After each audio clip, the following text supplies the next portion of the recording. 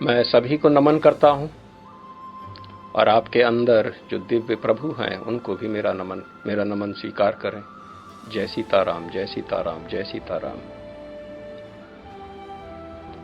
भगवान का ध्यान सबसे पहले। ओम शांताकारं भुजगशयनं पद्मनाभं सुरेशं विश्वाधारं गगनसदृशं मेघवर्णशुभांगं लक्ष्मीकान्तं कमलनयनं योगविद्यार्णगम्यं वन्दे विष्णु भवभयहरं सर्वलोकैकनाथम्।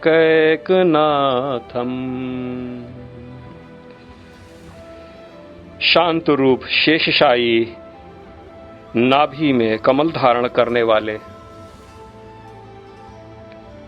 देवों के देव, विश्व के आधार, आकाश के समान व्यापक, मेघ के समान नीलवर्ण, शोभा युक्त जिनके अंग, लक्ष्मीनाथ, कमल नयनन, योगीजनों के ध्यान में आने वाले, संपूर्ण लोक के नाथ, सांसारिक भय के दूर करता व्यापक विष्णु के लिए मेरा नमस्कार।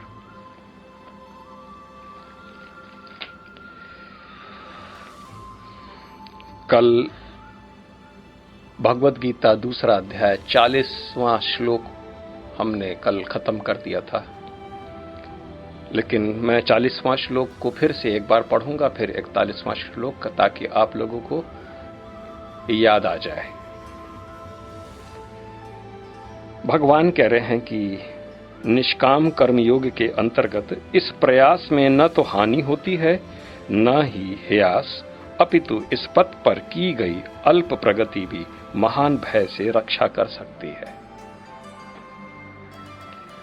अब 41वां भगवान कह रहे हैं, जो इस मार्ग पर चलते हैं वे प्रयोजन में दृढ़ रहते हैं और उनका लक्ष्य भी एक होता है। हे कुरुनंदन, जो दृढ़ प्रतिज्ञ नहीं है उनकी बुद्धि अनेक शाखाओं में विभक्त रहती है। इस संसार में सभी गतिमान है, लेकिन अगर हम ये चेष्टा करें कि हम अपनी बुद्धि को स्थिर रखें तो आपको ऊर्जा लगानी पड़ती है, बड़ी मेहनत करनी पड़ती है। ये आंतरिक ऊर्जा है और इसी प्रकार से मन को भी एकाग्र करना, क्योंकि मन को रोका नहीं जा सकता है, न बुद्धि को रोका जा सकता है, लेकिन बुद्धि को एक मार्ग में प्रस्थान के लिए लगाया जा सकता है, क्योंकि वो तो निरंतर चलेगा। क्योंकि आप इस संसार में कोई भी चीज को रोक नहीं सकते, इसलिए बेहतर ये होता है कि हम एक विशेष मार्ग पे इसको अग्रसर कर दें, यानी लगा दें। यानी मन को भी रोकना अत्यधिक कठिन है, तो मन को रोकने का कोई उपाय हम लोगों को अगर नजर नहीं आता है तो बेहतर होगा कि उस मन को किसी ऐसे जगह लगा दें जहां पर उसको आनंदित हो और वो स्वतः शांत होता चला जाए। बुद्धि के साथ भी ऐसा ही प्रयोग किया जाता है, और मूड जो होते हैं वो रोकने की नाकाम कोशिश में लग जाते हैं कि मन को ही रोक लो, और मन को निग्रह करने में उनको सिद्धियां प्राप्त होती हैं और फिर वो अपने मन को सिद्धि में लगा देते हैं, फिर तो और भी अहितकर में अपने को लगा देते हैं, क्योंकि आप उसको रोक ना पाओगे, वो रुकता नहीं है। उसको एकाग्र चित्त के हिसाब से उसको आगे बढ़ाना है, लेकिन किसी मार्ग पे वेदों के अनुसार जो मार्ग वेद और उपनिषदों में जो है उसे हम ज्योति पथ के रूप में जानते हैं, यानी ज्योति से भरा पथ।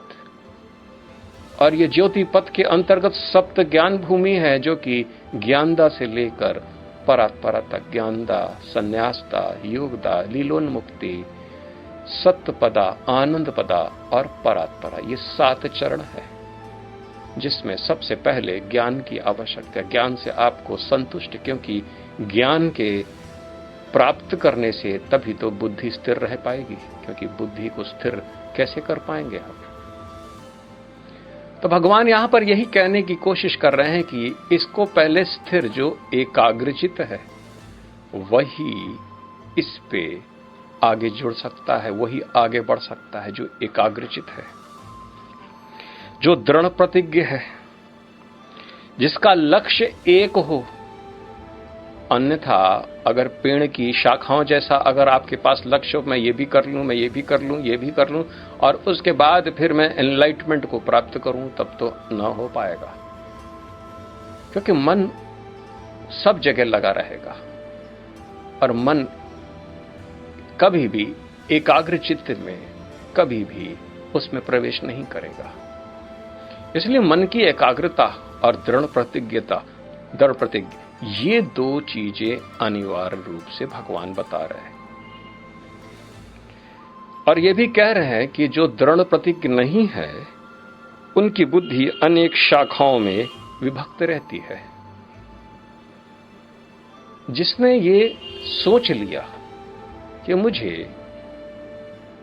और कुछ नहीं, केवल उस परम ज्ञान या परम पद तक हमको आगे पहुंचना है, उस ऐसी अवस्था में पहुंचना है जहां पर हम ये शरीर और शरीरधारी, यानी कि हम अपने को पवित्र रूप में हम अपने को जान सके। अगर मैं ये शरीर नहीं हूं तो फिर मैं हूं क्या? इस अवस्था में हम कैसे पहुंचेंगे और कैसे पहुंचने की हमें आवश्यकता है। आपको उसके लिए दृढ़ प्रतिज्ञ होना है कि आखिर मैं हूं कौन, मैं किस कारण इस संसार में आया हूं और किस कारण मैं ये कर्म कर रहा हूं, और इतने बवंडर ये कर्मों के फल इत्यादि, इससे मैं कैसे निवृत्त होऊंगा। हर बार बद्ध होना से अच्छा है कि एक बार पूरी जोर कोशिश करके हम मुक्ति दशा में हम क्यों न स्थिर हो सकते हैं। क्यों हमारी बुद्धि बार बार भ्रमित हो जाती है हम न चाहते हुए भी, और क्यों हमारा मन एकाग्रचित नहीं हो सकता है। ये सब प्रश्नों का उत्तर आपको अपनी दृढ़ प्रतिज्ञा पर ही निर्भर करता है, क्योंकि अगर आप दृढ़ प्रतिज्ञ है तो ये सब सरल है। और इसके लिए अगर आप ये सोचते हैं कि नहीं, आज तो मैं केवल 1 घंटा ही भगवान को दूंगा और 23 घंटे पाप में लगा दूंगा अपने को, तो आप इस जन्म क्या करोड़ों जन्म और ले लीजिए और इस बंधन से आप मुक्त न हो पाएंगे। भगवान भी कहते हैं, अगर आपका एक निश्चय और एक निर्णय कि हाँ, मुझे केवल एक ही लक्ष्य, वही लक्ष्य मुझे प्रिय है, तभी आप पहुंच पाएंगे। अन्यथा आप यहीं पर इसी प्रकार से विफल होते हुए नजर आएंगे। अगला श्लोक। अल्पज्ञानी मनुष्य वेदों के उन अलंकारिक शब्दों के प्रति अत्यधिक आसक्त रहते हैं जो स्वर्ग की प्राप्ति, अच्छे जन्म, शक्ति इत्यादि के लिए विविध सकाम कर्म करने की संतुति करते हैं। इंद्रिय तृप्ति तथा ऐश्वर्यमय जीवन की अभिलाषा के कारण वे कहते हैं कि इससे बेहतर और कुछ नहीं है। इस प्रकार की जो अवधारणा लिए है कि वेद तो केवल हमको अच्छा सुखमय जीवन के लिए है और उन्हीं स्त्रोत और उसी पाठ करने से हमारा जीवन सफल हो जाएगा, तो भगवान यहाँ कह रहे हैं कि वो ऐसे पुरुष अल्पज्ञानी है। लेकिन इस प्रकार से अगर आप देखेंगे तो 99% इस संसार में अल्पज्ञानी है, क्योंकि पूजा पाठ सब लोग कर रहे हैं। कोई धन पाने के में लगा हुआ है तो कोई किसी देवता को संतुष्ट करने में लगा हुआ है, और ताकि घर सही चलता रहे और इत्यादि इत्यादि इत्यादि मनोकामनाएं पूर्ण हो। इस प्रकार से और उन पंडित भी आजकल वो बताया करते हैं कि ये कर लो तो ये हो जाएगा, और ऐसा वेदों में लिखा है, ये प्रकार का व्रत कर लो तो आपको ये प्रकार की चीजें हो जाएंगी। हमारे पुराणों के अंतर्गत इस प्रकार के व्रत, त्योहार इत्यादि करने की बड़ी भारी उसके अंदर प्रमाण है। आप पूरे 365 दिन आप व्रत रखना चाहते हैं विभिन्न विभिन्न फल को प्राप्ति करने के लिए, तो आप कर सकते हैं, लेकिन ये सब केवल स्वर्ग को पाने के लिए, तब तो ये ठीक ना होगा।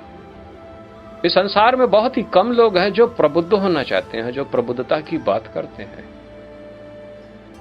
पर यही कारण है कि आज बहुत कम लोग हमारे से जुड़े हैं, क्योंकि मैं प्रबुद्ध की सिवा और मैं कोई प्रकार की बातें ही नहीं करता। क्योंकि अल्पज्ञानियों के बीच में बैठना उठना आपको छोड़ना पड़ेगा, क्योंकि अगर आपको प्रबुद्धता प्राप्त करना है,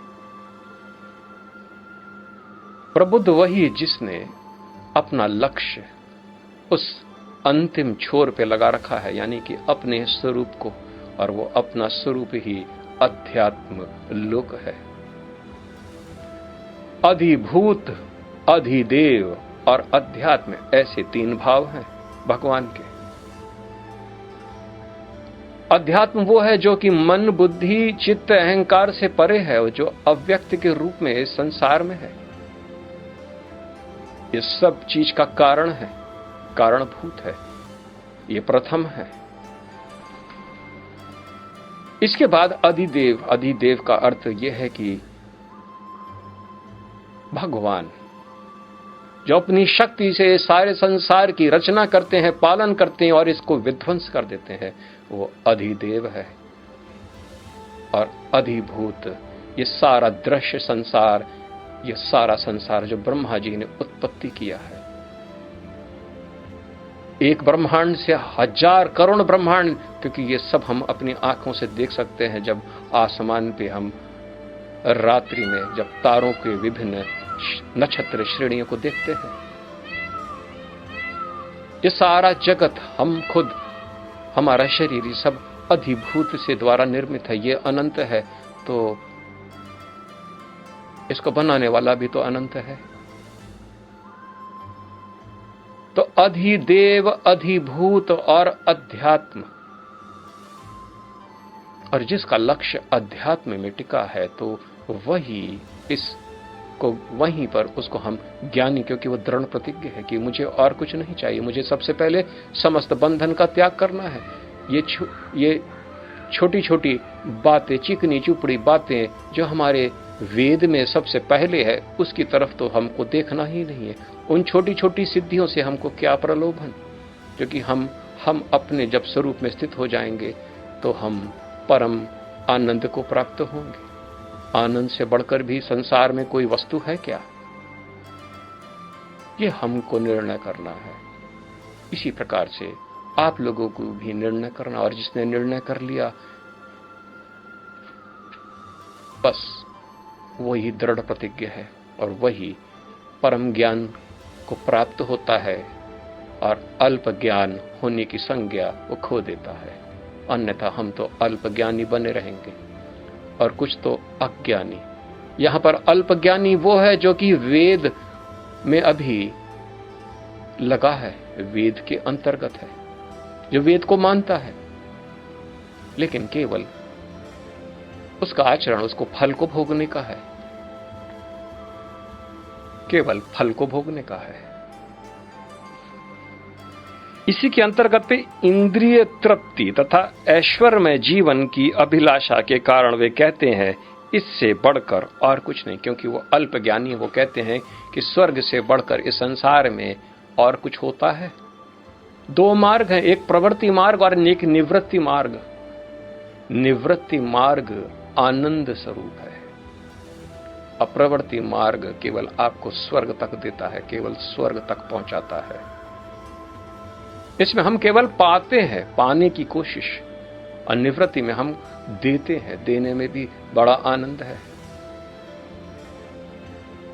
किसी से पूछिए आप कि भाई जब आप किसी को कुछ देते हो तो आपको दर्द होता है? अगर वो कहता हाँ दर्द होता है, तो आप उसको समझ लीजिए कि वो प्रवृत्ति मार्ग में है।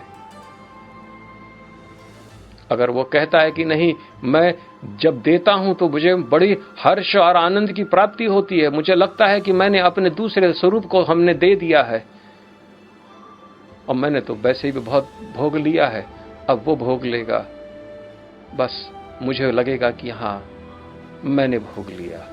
ये निवृत्ति है, ये निवृत्ति मार्ग है, इसमें बड़ा आनंद है। तो जो प्रवृत्ति मार्ग में स्थित है वो तो केवल अपने स्वर्ग इत्यादि फल पे ही निर्भर रहते हैं और ऐसी उपासना के अंतर्गत अपना जीवन जीते हैं जिसमें केवल उनको मिलता रहे मिलता रहे मिलता रहे, किसी को देना नहीं उनको।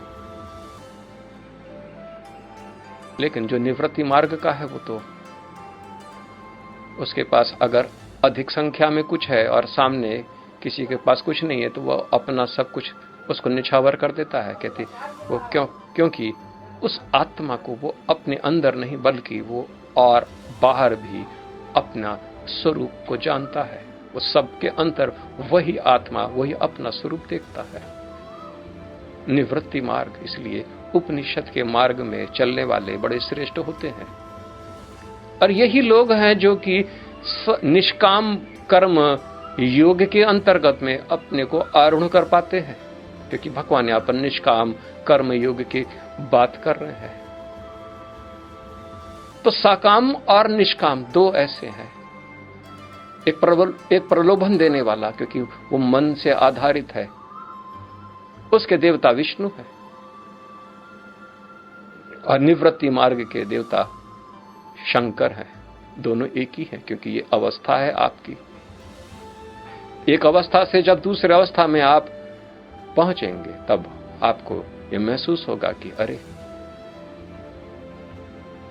पहले हम सोचते थे कि छोटे छोटे ये सुख हमको मिल जाए तो यही जीवन का हमारा लक्ष्य है और इसी में आनंद है, जबकि आप सोचते हैं कि अरे इससे भी अधिक और भी कुछ है। इसलिए जो निष्काम कर्मयोगी है वो हमेशा आनंद के पद पर आरूढ़ रहते हैं क्योंकि वो आनंद को भोगते हैं और आप छोटे से छोटे फल को भोगते हैं क्योंकि आप साकाम कर्मयोगी हैं।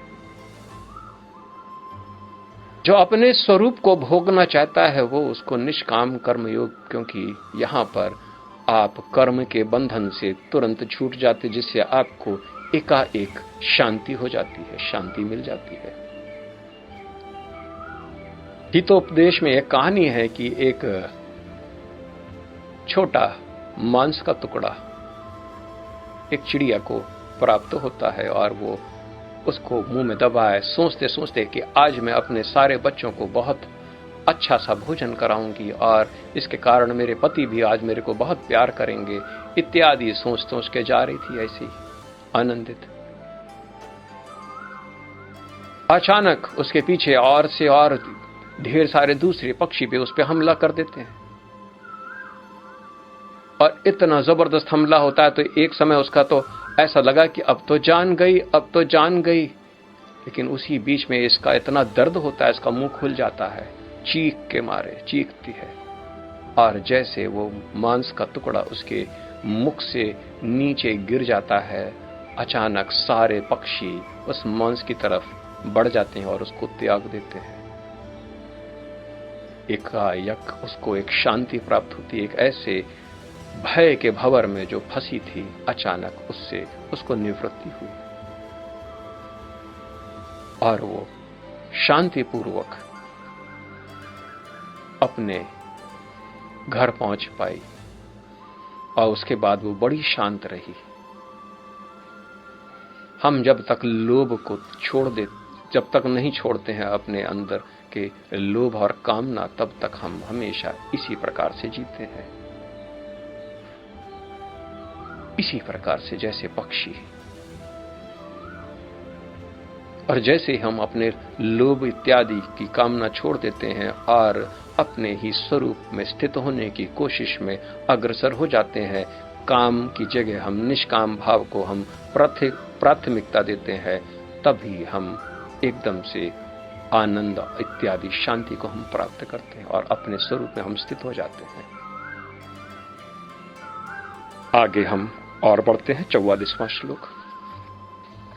जो लोग इंद्रिय भोग तथा भौतिक ऐश्वर्य के प्रति अत्यधिक आसक्त होने से ऐसी वस्तुओं से मोहग्रस्त हो जाते हैं, उनके मनों में भगवान के प्रति भक्ति का दृढ़ निश्चय नहीं होता।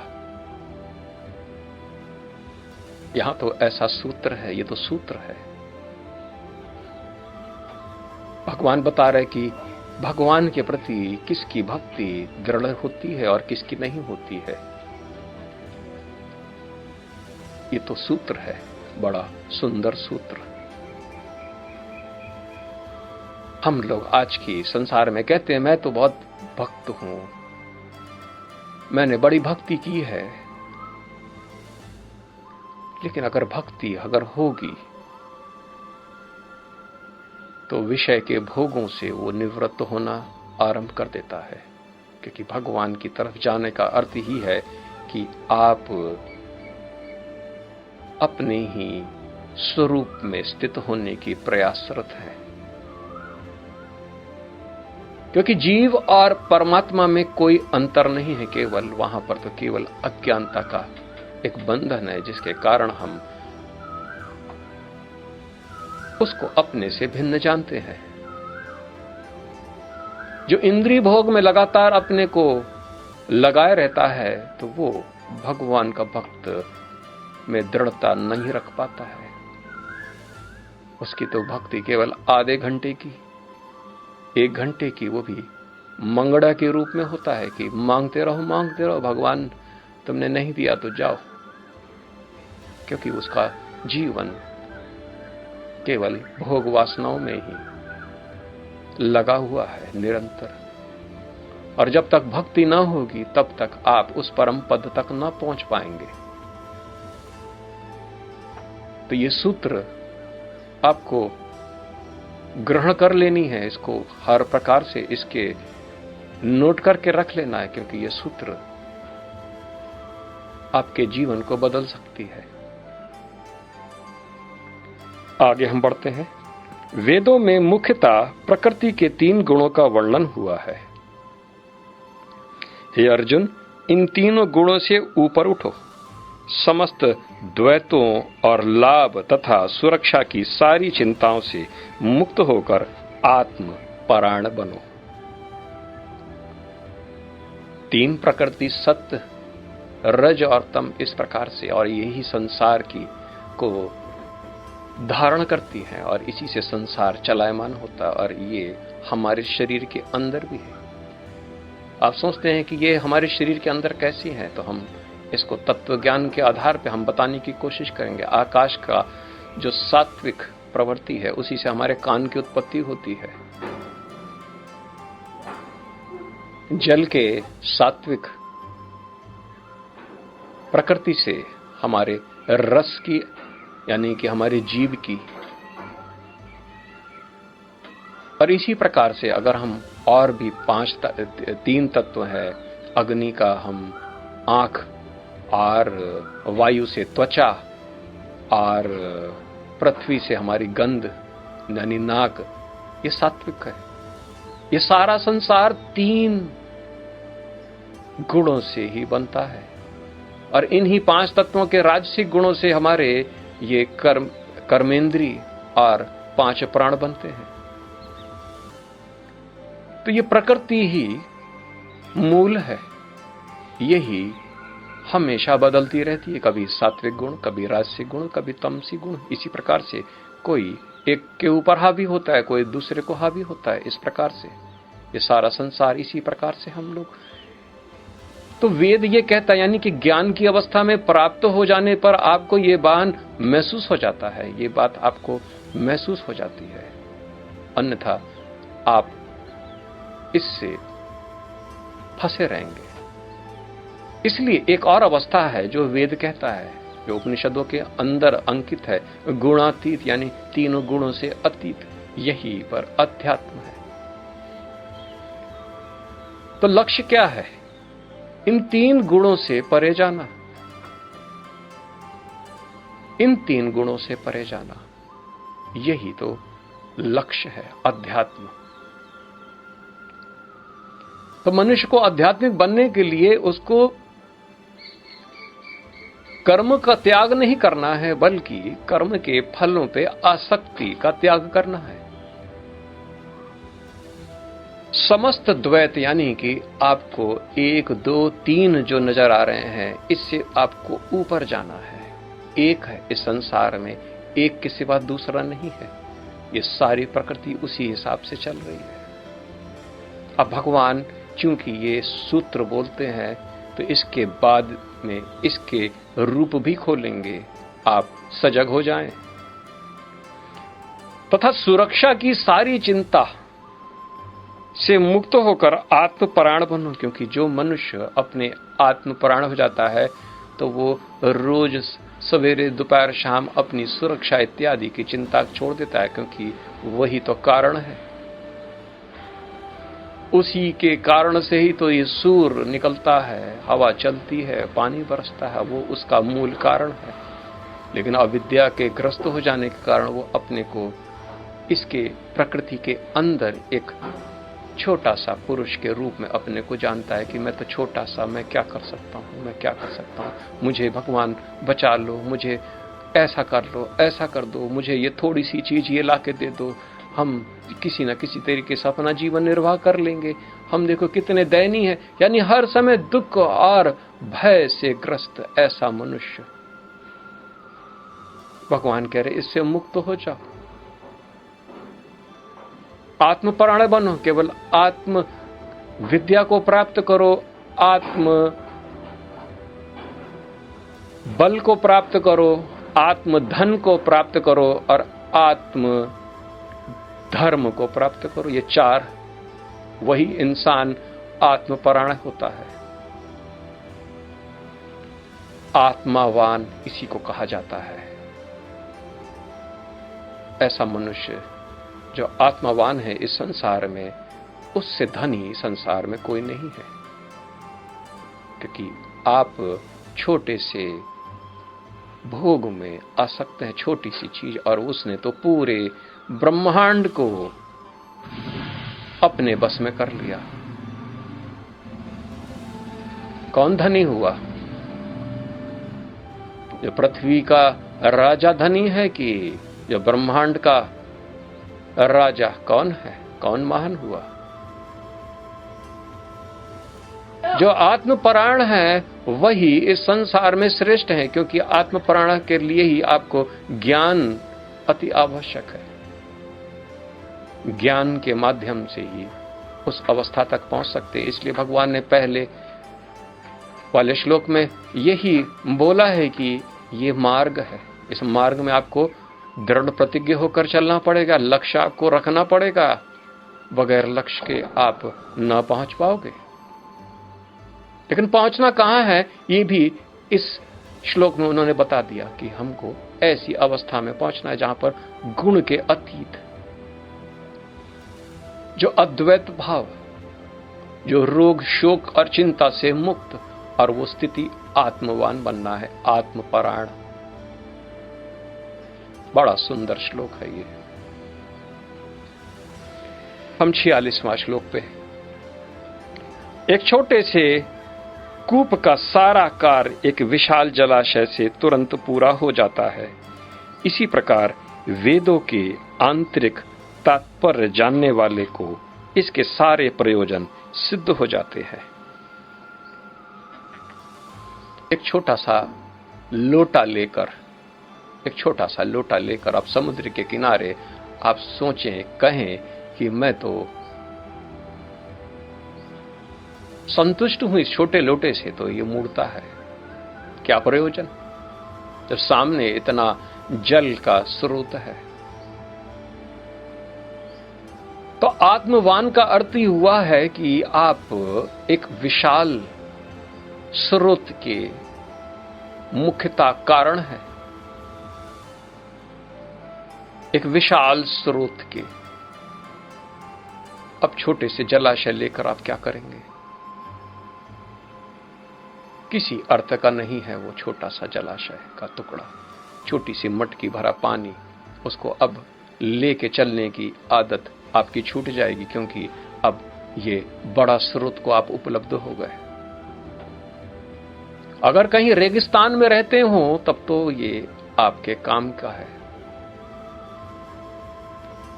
लेकिन अगर आप धीमे धीमे आगे बढ़ते चले गए इसी रास्ते पर और आपको वो बड़ा सा स्रोत, जल स्रोत आपको प्राप्त हो जाए, आनंद का स्रोत, आत्मवान बन जाए, तो ये छोटी छोटी उपलब्धियों के लिए आप, छोटे छोटे इंद्रिय भोग के लिए आप न तड़पेंगे।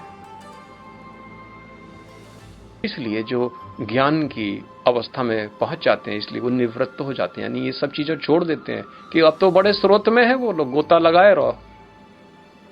एक छोटे से चुल्लू भर पानी से आपका ज्यादा प्रयोजन नहीं होता है, केवल गले की प्यास को केवल आप मिटा लेते हैं, जीवित रहते हैं बस।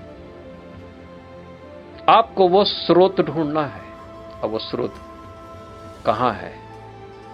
आप उल्टी दिशा में चल पड़े हैं, इसलिए आप समुद्र से, जल स्रोत से दूर होते चले जा रहे हैं।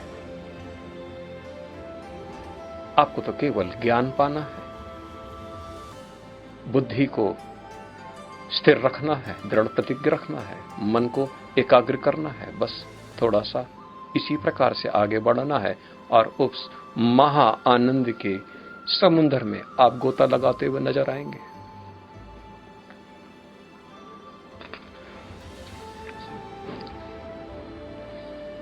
अगला श्लोक। तुम्हें अपना कर्म कर्तव्य करने का अधिकार है, किंतु कर्म के फलों के तुम अधिकारी नहीं हो। तुम न तो कभी अपने आप को अपने कर्मों के फलों का कारण मानो, न ही कर्म न करने में कभी आसक्त हो। ये श्लोक अक्सर हम लोग जानते हैं, पढ़ते हैं, सुनते रहते हैं। कर्मण्येवाधिकारस्ते मा फलेषु कदाचन। ये वही वाला है श्लोक। भगवान कह रहे हैं कि अपना कर्तव्य करने का केवल अधिकार तुम पे है, लेकिन उस पे फल पे अधिकार आप नहीं कर सकते कि ये फल मुझे चाहिए, क्योंकि कर्मों का फल तो भगवान के अधिकार में है। हालांकि वो दे देते हैं, लेकिन आप उस पे जोर जबरदस्ती नहीं कर सकते कि ये मैंने कर्तव्य, इसलिए जब काम का फल हमारे हाथ में नहीं है तो उसको त्याग देने में ही बेहतर है, क्योंकि जब मिलना होगा मिलेगा। अभी तो ये कर्तव्य करना है, इसको तो कर ही डालें। क्योंकि अगर ध्यानपूर्वक देखते हैं कि कर्म किसने किया, असत की सत, प्रकृति के जो गुण हैं वही सारे कर्म करते हैं, और जो सत्य है वो तो केवल उसकी प्रतिष्ठा से ही वो असत्य का जगत प्रतिष्ठितमान होता है, प्रतिष्ठित होता है। अगर आप इस दृष्टिकोण से देखेंगे तो कर्म के फल के ना ही आप भोगता है, न ही उसके त्याग करने वाले ही आप हैं। कर्म के फल का त्याग भी आप करने के अधिकारी नहीं है, क्योंकि न ग्रहण करने की शक्ति आप में है, न उसको आप त्यागने की शक्ति है, क्योंकि वो आपके पास है ही नहीं। आप मोह जनित हो जाने के कारण ये कहते हैं ये कर्म मैंने किया, इसका फल मैं भोगूंगा, जबकि वो प्रकृति के द्वारा कर्म होता है। इसलिए फल की चिंता जो धीर पुरुष होते हैं, जो ज्ञानी पुरुष होते हैं, वो तो कर्म करते हैं, केवल कर्म करते हैं, फल की तो चिंता करते भी नहीं, कभी भी नहीं करते। और जो प्रबुद्ध हो जाते हैं वो तो कर्म करने में भी प्रवृत्त नहीं होते हैं, लेकिन कर्म छोड़ने में भी प्रवृत्त नहीं होते हैं। इसलिए जो काम कर रहे हैं वो काम करते रहेंगे, फल से उनको कोई लेना देना नहीं, क्योंकि वो बने ही इसलिए ताकि हम काम करें। इसी प्रकार से प्रकृति के द्वारा प्रकृति ही सींची जाती है और आत्मा उसका केवल दृष्टा मात्र स्थित है, यानी आत्मवान, जो कि शरीरधारी कहीं ये छोटे छोटे फल को भोगने के लिए संसार में आया है क्या? अरे वो तो सर्वव्यापक है। उसी के कारण से ये पृथ्वी टिकी हुई है, हवा चलती है। कर्म हम करने के बंधन में है, क्योंकि इस प्रकृति को हम ढो रहे हैं। इसलिए कर्म करना हमारे अधिकार में है, लेकिन फल वो हमारे अधिकार में नहीं है। इसलिए भगवान यही कह रहे हैं कि कर्म आपको करना है, लेकिन कौन से कर्म? केवल स्वधर्म वाले कर्म की बात हो रही है यहां पर, और उसको निष्काम कर्म के रूप में ही आपको करना है। यानी कि मैं अगर ये कर्म कर रहा हूं तो मैं फल के विषय में नहीं सोचता, क्योंकि फल तो मेरा सुरक्षित है भगवान के पास। जब कभी वहां जाऊंगा तो आखिर वहां पर करूंगा क्या? क्योंकि वो सबसे प्यारा है, इसलिए उसको देने में हर्ज क्या है? आप भी अपना परिवार चलाते हैं और अपने बच्चे के लिए आप क्या से क्या नहीं करते हैं कि सारा आप ही खा लेते हैं, बच्चे को भूखा छोड़ देते हैं क्या? इसी प्रकार से जब आप भगवान से प्रेम करते हैं तो आप जो भी कार्य करते हैं सब उसके लिए ही करते हैं, और उसका फल भी उसी को अर्पित कर देते हैं, क्योंकि आपको ये शोभा नहीं देती है कि सारा हम ग्रहण कर लें खुद, क्योंकि आपको भली भांति पता चल जाता है कि हम में और उसमें कोई अंतर ही नहीं है, केवल एक अज्ञानता की डोर बीच में। इस अज्ञानता हटते नहीं कि आपने ऐसा ही सोच लीजिए कि हमने युवावस्था में धन कमाया बुढ़ापे के लिए। इसी प्रकार से आप जब कर्म भगवान को अर्पित कर देते हैं, तो आप जब भगवान के पद में आप आरूढ़ हो जाते हैं, तो वो कर्म आपको प्राप्त होते हैं, और वो कर्म का जो फल है उसी के कारण आप पुनः इस संसार में वापस अवतारी के रूप में आते हैं। तो अगर आप समर्पण नहीं करेंगे तो फिर आप कभी अवतार न ले पाओगे, अवतार ग्रहण न कर पाओगे, कभी भी अवतारी ना हो पाओगे, नौ कला से ऊपर कभी जा ही नहीं पाओगे। इसलिए भगवान इसको दूसरे दृष्टिकोण से आप लोगों को समझाने की कोशिश कर रहे हैं, क्योंकि कर्तव्य करना आपके अधिकार में है, फल आपके अधिकार में नहीं है। तुम न तो कभी अपने आप को अपने कर्मों के फलों का कारण मानो, भगवान ये भी कह रहे हैं, क्योंकि ये जो तुम्हारे अंदर प्रकृति है यही कारण है, यही सारे कर्म करती है, यही जो सात्विक गुण है, ये रस का पान करती है, दृष्टि को देखती है, सब यही करती है। तुमने क्या किया? क्योंकि ये 24 तत्व से अपने को तुम पृथक करके देखोगे तो कर्म करने वाले ये 24 तत्व ही हैं, और उनके जो गुणों पे आधार पे वही है। तुम तो केवल दृष्टा मात्र थे, तुमने तो कभी किया ही नहीं। तुमको केवल यही एक भाव करना है, अपने भाव में स्थित हो जाना है, आत्मवान हो जाना है, बस केवल आत्मवान। बाकी तो शरीर तो काम करता ही है, और इसमें कर्म और अकर्म ये आगे चल के आपको पता चल जाएगा। न ही कर्म न करने में कभी आसक्त हो जाना। अब आप ये सोच रहे होंगे कि भाई कर्म का फल हमको नहीं मिलेगा तो हम कर्म नहीं करेंगे। तो कर्म छोड़ना ये मन है, ये आपसे कहता है कि ये काम करो। ये मन है जो आपसे कहता है कि ये काम न करो। हम ऐसे ही कहते हैं ना, ये काम करने का मन हो रहा है, फिर कोई कहता है ये काम को कर, ये मेरा मन नहीं है। यानी इन दोनों कर्म में मन है, मन विद्यमान है। लेकिन बुद्धि कभी कहती है कि मन हो या ना हो, चलो काम करो। वो आदमी श्रेष्ठ है, क्योंकि उसको लगता है कि ये कर्तव्य है मेरा, इसको मुझे करना है। तो वो कर्म करने में प्रवृत्त नहीं होते हैं, न कर्म को छोड़ने में प्रवृत्त होते हैं, दोनों प्रकार, क्योंकि दोनों में उनका मन होता ही नहीं। वो जो काम कर रहे हैं वो कर रहे हैं बस, क्योंकि उनका धर्म है और उसी के कारण वो इस संसार में वो टिके हैं। यही तो कर्म योग है। इस स्थिति में पहुंचते ही नहीं कि आपको यकायक शांति प्राप्त हो जाएगी और आप ज्ञान की परम अवस्था में अपने आप को पाएंगे। हम आगे बढ़ते हैं। भगवान कहते हैं, अर्जुन, जय अथवा पराजय की समस्त आसक्ति त्याग कर समभाव से अपना कर्म करो, ऐसी समता योग कहलाती है। किसी ने पूछा समाधि क्या है? समाधि माने बुद्धि। बुद्धि जब समानता को प्राप्त हो जाए, यानी यश अपयश इत्यादि सब में वो समान है, यही तो समाधि है। कोई आंख बंद करके सो जाना उसको समाधि थोड़ी कहते हैं, वो तो सो रहा है। सोने को भला कोई समाधि कह सकते हैं? समाधि भी कई प्रकार की, एक भाव समाधि, एक बोध समाधि, एक महालय समाधि, फिर राजयोग के अंतर्गत सविकल्प समाधि और निर्विकल्प समाधि।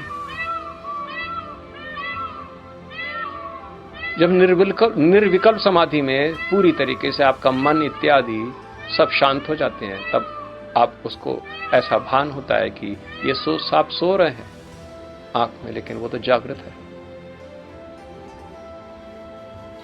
तो भगवान कह रहे हैं कि जय अथवा पराजय में आप अपनी बुद्धि समानता से रखो, कि जय मिलेगा तो हम, और पराजय मिलेगा इसलिए हम काम नहीं करेंगे ना। आपको अपने कर्तव्य भली भांति 100% सही करना है। मैं भी आप लोगों को समझा रहा हूं, अपनी सारी शक्ति लगा के आपको समझाने में लगा पड़ा हूं। ये नहीं सोचता हूं कि मुझे क्या मिलेगा, इससे क्या फायदा होगा और आगे मेरी क्या गति होगी। ये तो मैंने केवल एक उदाहरण दिया, जो कि मुझे उदाहरण नहीं देना चाहिए था, लेकिन इसी प्रकार से हमको करना है, इसी प्रकार से हमको जीना है। अपने कर्तव्यों को भली भांति करना है। स्वधर्म वही आपके कर्तव्य है। भगवान किसी और के कर्तव्य को करने के लिए यहां सलाह नहीं दे रहे हैं। अपने कर्तव्य, इसमें जय और पराजय को त्याग दे और समान बुद्धि इस प्रकार से, क्योंकि यही योग के अंतर्गत है, समता योग। पुनः भगवान कहते हैं अर्जुन से, हे धनंजय, भक्ति के द्वारा समस्त गाहिर्त कर्मों से दूर रहो और उसी भाव से भगवान की शरण ग्रहण करो। जो व्यक्ति अपने सकाम कर्म फलों को भोगता चाहता है वह कृपण है। ये भी एक सूत्र है। ये सब याद करने वाले सूत्र हैं, क्योंकि ये सूत्रों को बार बार स्मरण करना, यही तो बुद्धि का लक्ष्य होना चाहिए। तभी तो हम अपने जीवन में इसको कर पाएंगे, अन्यथा हम विफल हो जाएंगे अपना जीवन में। क्योंकि भक्ति के द्वारा समस्त निंदित कर्म का त्याग देना चाहिए। भक्ति करिए। जो प्रोहिबिटेड एक्शंस हैं, यानी कि हम दूसरे के कर्तव्य करना, वाम मार्ग में चलना, वेद के बताए हुए मार्ग से अलग हट जाना, रात होती नहीं कि थोड़ी सी पी लेना, ये सब निंदित कर्म है। मौका मिल गया तो अगले की जेब पे वार कर देना, ये सब निंदित कर्म है। कोई देखता नहीं है, लेकिन ऐसा नहीं सोचें आप। जो ज्ञानी होते हैं वो सब देख लेते हैं। आप सोचते हैं कि यार इनके अंदर इतना तेज है कि ये हमारे पूरे जीवन का एक एक चीज देख लिया। अगर आप ऐसा नहीं जानते हैं तो आप सबसे पहले उसी के दृष्टा है। अपने निंदित कर्मों के आप ही स्वतः सबसे पहले दृष्टा है। इसलिए भक्ति करना आप जिस दिन आरंभ करें तो ये सब निंदित कर्म उसी दिन त्याग कर दें। अधर्म के मार्ग पे चलना आप छोड़ दें। यही तो आपका लक्ष्य होना चाहिए। जो व्यक्ति अपने सकाम कर्म फलों को भोगना चाहता है, भगवान कहते हैं, वो कृपण है। कंजूस, क्योंकि प्रकृति के द्वारा ही सारे भोग आपको प्राप्त होते हैं। अगर आपने वो पुनः प्रकृति को अर्पित किए, उसको भोग लिया, तब तो फिर ये ठीक नहीं है, आप तो चोर हैं। और भक्ति के अंतर्गत हम करते क्या है, निंदित कर्मों को ही तो त्यागना है। बाकी तो हम कभी आपसे कभी यह ना बोलेंगे कि आपने और संसार को त्याग दीजिए, क्योंकि इस संसार में अपने कर्तव्यों को त्यागा नहीं जाता। और कर्तव्य के अंतर्गत बहुत से ऐसे कर्म होते हैं जो आपको सुख भी देते हैं, समृद्धि भी देते हैं, क्योंकि वो तो रास्ते में आपको उपलब्ध होंगे उस परम ज्ञान की तरफ वृद्धि में, वो तो आपको यूं ही प्राप्त हो जाएंगे। अब भक्ति का अर्थ ही है कि हम सब कुछ भगवान को समर्पित कर दें, कर्म भी और उसके फल भी। अगर आपने सोच लिया कि ये कर्म मैं अपने लिए करता हूं और इसका फल मैं केवल अपने लिए भोगने के लिए रखता हूं, तो आप कृपण है, कृपण। ये बात गंदी लगेगी, लेकिन भगवान की तरफ से ये आवाज उपलब्ध है। कृपण केवल अपने लिए भोगता है, वो किसी को देता नहीं, वो लोभी होता है। उसके अंदर निवृत्ति नाम की कोई वस्तु होती ही नहीं है, निवृत्ति देना। इसलिए वह दान इत्यादि नहीं करता, न तप करता है। वो उस मंदिर में जाएगा जहां पर उसको धन की प्राप्ति होगी, ऐसे लोगों के पास जाएगा जहां पर उसकी मनोकामना की प्राप्ति होगी। वेद के वो पन्ने खोलेगा जहां पर उसको केवल अपनी मनोकामना सिद्ध होगी। वो भगवान के ना कार्य करता है, ना भगवान के कार्य जो कर रहा है उसकी सहायता करता है। वो तो कहता है कि ये भी मुझे उसके पास जितना भी है वो भी मेरे को दे दे। ये कृपण है और निंदित कर्म में ही आसक्त रहते हैं। थोड़ा सा बदलना पड़ेगा।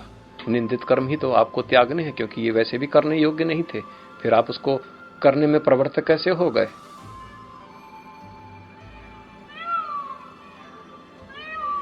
भगवान की शरण में जाना सर्वोपरि है। अकृपणता का त्याग ये सर्वोपरि है। आप निश्चय करें और निश्चित करें, इसको निर्णय ले लें कि वो ठीक नहीं, भगवान पे ही अपना दृढ़ बुद्धि और एकाग्रचित होकर भगवान के बताए हुए कर्म और स्वधर्म में स्थित रहना, और आनंद से जीवन आपका गुजर जाएगा। आगे बढ़ते हैं। 50वां श्लोक है ये। भक्ति में संलग्न मनुष्य इस जीवन में ही अच्छे तथा बुरे कार्यों से अपने को मुक्त कर लेता है। बड़ा सरल। अच्छे कार्य और बुरे कार्य दोनों से, सारे प्रकार के कर्मों से निवृत्त हो जाता है केवल भक्ति के मार्ग से। है ना भक्ति बड़ी श्रेष्ठ, लेकिन भक्ति है क्या? आप लोगों को लगता है कि हाँ भक्ति तो भगवान के प्रति आपकी श्रद्धा, अनुराग। हाँ बिल्कुल सत्य है। तो अनुराग कई प्रकार के होते हैं। जब हम अपने छोटे से ये अनुराग रखते हैं, इसको हम स्नेह कहते हैं। और अपने हम उम्र, पत्नी, अपने मित्र इत्यादि से ये अनुराग हम प्रेम के रूप में जानते हैं। माता पिता के प्रति ये अनुराग हम श्रद्धा। लेकिन उस परमपिता परमेश्वर जो कि हम देवता इत्यादि, अधिदेव, अध्यात्म के प्रति जो हमारा अनुराग, अनुराग का अर्थ आप जान गए होंगे, जो हम इस प्रकार से समझा रहे हो, तो वो जो अनुराग है कि वो अच्छा लगने लगा है। राग का मतलब अच्छा लगना। और राग तभी होता है जब आपकी भाव शुद्ध होते हैं। और भाव शुद्ध तब होते हैं जब आप ज्ञान का स्मरण करते करते करते करते केवल ज्ञान का ही स्मरण करते रहें, तब आपके चित्त के अंदर वो भाव धीमे धीमे धीमे धीमे धीमे परिपक्व होकर एक ऐसा समय आता है कि भाव अपना प्रकाशमय स्वरूप आपके सामने पलट देते हैं, यानी कि वो रूपांतरित हो जाता है आपका चित्त। इसी को कहते हैं भाव शुद्धि। और भाव शुद्धि के बाद ही आप दृढ़ प्रतिज्ञ हो जाते हैं, भगवान से जो रिश्ता होता है वो आपका जुड़ जाता है। भाव के कारण ही हमारे रिश्ते होते हैं, चाहे अनुज से, चाहे हमारे हम उम्र से, या हमारे श्रद्धा से, पिता माता से। इसी प्रकार से दोनों तरफ से भाव, भगवान के भाव तो हमेशा शुद्ध रहते हैं, पवित्र रहते हैं। आपको भी शुद्ध अगर आपने भाव कर लिया तो आप ये समझ लें कि आपका और भगवान का रिश्ता परमानेंट कायम हो गया। इसी को भक्ति कहते हैं। अगर ये मेरे द्वारा आपको ये ज्ञान प्राप्त होगा, उसके बाद आपको भक्ति हुई, तो ये वैधि भक्ति कहलाती है। और ये धीमे धीमे वैधि भक्ति ही रागात्मिका के भक्ति के अंतर्गत आप इसमें, क्योंकि वही रागात्मिका भक्ति है जो कि प्रकृति आपको भगवान के हाथ में सौंप देती है। बड़ा श्रेष्ठ है भक्ति। तो भगवान भी यही कह रहे हैं कि इस भक्ति के द्वारा ही आप अच्छे और बुरे जितने भी कर्म है, इससे आप मुक्त हो जाएंगे, निवृत्त हो जाएंगे। अतः योग के लिए प्रयत्न करो, क्योंकि सारा कार्य कौशल यही है। सारा कार्य कौशल यही है। भगवान कह रहे हैं कि योग में प्रवृत्त होना, वही सारे स्किल्स, वही आपका सारा ज्ञान वही है। क्योंकि मन को जिसने वश में करना नहीं सीखा, तो उसने क्या सीखा? जो बुद्धि को दृढ़ प्रतिज्ञ अज्ञानवान नहीं बनाया, तो उसने क्या बनाया? सारे जिंदगी भर खोखट कर लीजिए, लेकिन इन दो काम को अगर आपने नहीं किया तो आपने कुछ भी नहीं किया। क्योंकि इन दोनों के स्थिर हो जाने से, हालांकि ये स्थिर नहीं होते हैं, ये एक दिशा में बहते हैं, लेकिन हम उसी दिशा में बहने पर ही इसको हम स्थिर कहते हैं। और एक ऐसी अवस्था आ जाती है जहां पर ये बहना बंद करते हैं और ये जिस स्रोत से उत्पन्न हुए उसी में समा जाते हैं। आप सोचते होंगे कि बुद्धि का स्रोत क्या है? बुद्धि अहंकार के अंदर समा जाती है। और मन कहाँ मन चित्त में समा जाता है। और इसी प्रकार से सत चित्त आनंद, क्योंकि बुद्धि जैसे अहंकार में समा जाती है, क्योंकि बुद्धि ज्ञान से परिपूर्ण होती है और अहंकार अविद्या से परिपूर्ण होती है, तो बुद्धि पूरी तरीके से उसके अंदर समाते ही नहीं कि वहां पर अचानक सत्य की प्रतीत होती है। क्योंकि बुद्धि ब्रह्म भाव को प्राप्त होता है, और जब बुद्धि ब्रह्म भाव को प्राप्त होता है तो सत्य और चित्त आपस में मिलते नहीं कि सच्चिदानंद स्वरूप आप बन जाते हैं। सत्य चित्त और आनंद, यही तो है लक्ष्य। इसलिए ज्ञानी जो पुरुष होते हैं वो अपना सारा का सारा कर्म योग में लगाते हैं। बड़ी मेहनत करनी पड़ती है। मैं भी आप लोगों के सामने जब बोलता हूं तो बड़ी मेहनत करनी पड़ती है मुझे भी, क्योंकि ये योग है। ये यूं ही प्राप्त नहीं हो जाता है, लेकिन इसको बड़े आसानी से मैं दे सकता हूं, लेकिन इसको प्राप्त करना सबके बस का नहीं है। अगर आपको लगता है कि ये काम मैं जो कर रहा हूं बड़ा आसान है, तो ये आप भी एक बार करके देख लें। बड़ा कठिन है मन को बस में करना, बुद्धि को भी एकाग्रचित करना, एक लक्ष्य पे केंद्रित करना। ये तो मन को बहुत ही कठिन कार्य है। लेकिन भगवान कह रहे यही दो कार्य करने में, इसी को कौशल जानो। सारा कार्य कौशल यही है। अगर योग पे आरूढ़ नहीं हुए तो फिर ये सारा संसार बेकार हो गया। 51वां श्लोक। इस तरह भगवत भक्ति में लगे रहकर बड़े बड़े ऋषि मुनि अथवा भक्तगण अपने आप को इस भौतिक संसार में कर्मों के फल से मुक्त कर लेते हैं। इस प्रकार वे जन्म मृत्यु के चक्र से छूट जाते हैं और भगवान के पास जाकर उस अवस्था को प्राप्त करते हैं जो समस्त दुखों से परे है। भगवान का स्थान हम कहते हैं वैकुंठ, जहां पर किसी प्रकार की कोई कुंठा ही नहीं है। भगवान यही बता रहे हैं।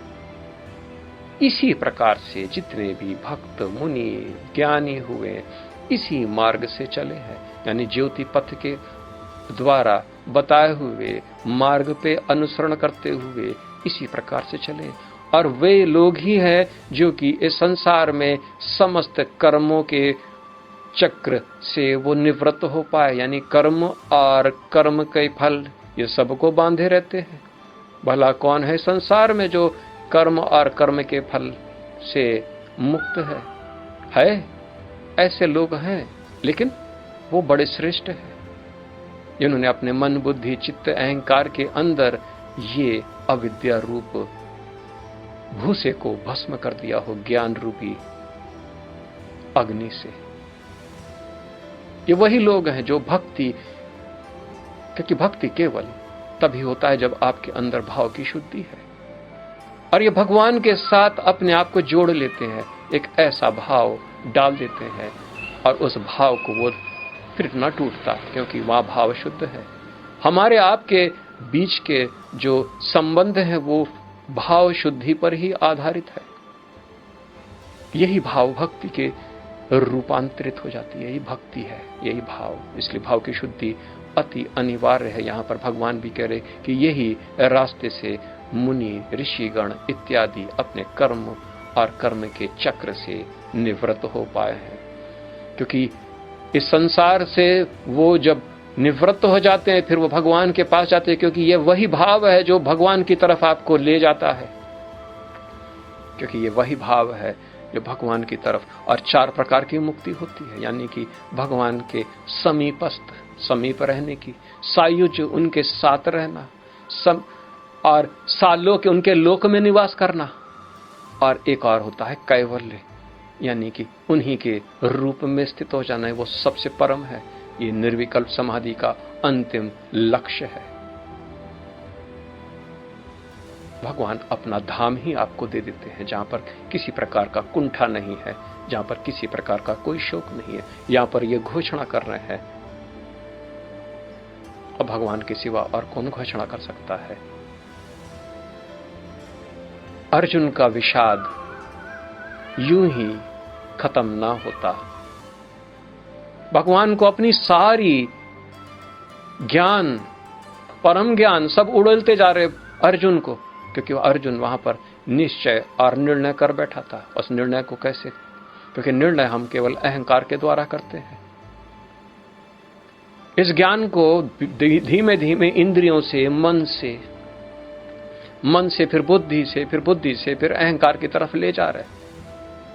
क्योंकि जो भी हमको सूचना प्राप्त होती है वो सबसे पहले सूचना हमारी इंद्रियों को ही प्राप्त होती है, क्योंकि इंद्रिय ही सूचनाओं को ग्रहण करता है। डाटा जिसको कहते हैं, मन उसको प्रोसेस करता है, इंफॉर्मेशन बनाता है, बुद्धि उसको नॉलेज में कन्वर्ट करती है, और ये नॉलेज जब जाकर हमारे अहंकार के अंदर जाता है तब हमको विजडम प्राप्त होती है, क्योंकि यही चक्र है, इसी प्रकार से होता है। अब भगवान को ये सारा कार्य पूरा उनको करना है। डाटा से इंफॉर्मेशन, इंफॉर्मेशन से नॉलेज, और नॉलेज जब बंडल्स में कन्वर्ट हो जाएंगे तब वो विजडम, और जब विजडम होगा तब वो निर्णय अपना बदलेगा। और डाटा से इंफॉर्मेशन बनने के लिए उसको लॉजिकल सीक्वेंस चाहिए, इसलिए एक के बाद एक दृष्टिकोण भगवान दे रहे हैं उनको। वरना भगवान तो पहले ही अपना रूप दिखा दे, चक्र दिखा देते और बोलते कि बेटा अगर युद्ध नहीं करो मैं तुम्हारी गर्दन काट देता हूं। ये भी तो कर सकते थे वो, लेकिन मित्र थे वो, ऐसे कैसे करते? हमारा बच्चा जब काम ठीक नहीं करता तो हम लोग छड़ी लेके सामने हो जाते हैं कि बेटा आज मेरी छड़ी तुमको समझाएगी। इसी प्रकार से हम लोग जीवन जीते हैं। आज मैं इस श्लोक के साथ में अपनी वाणी को विराम देता हूं। मैं कल पुनः आगे बढ़ूंगा और आज हम 51वां श्लोक हमने खत्म किया। हम 52वां श्लोक कल हम शुरू करेंगे। तब के लिए जय सीताराम। मैं सभी को प्रणाम करता हूं। जय सीताराम, जय सीताराम, जय सीताराम।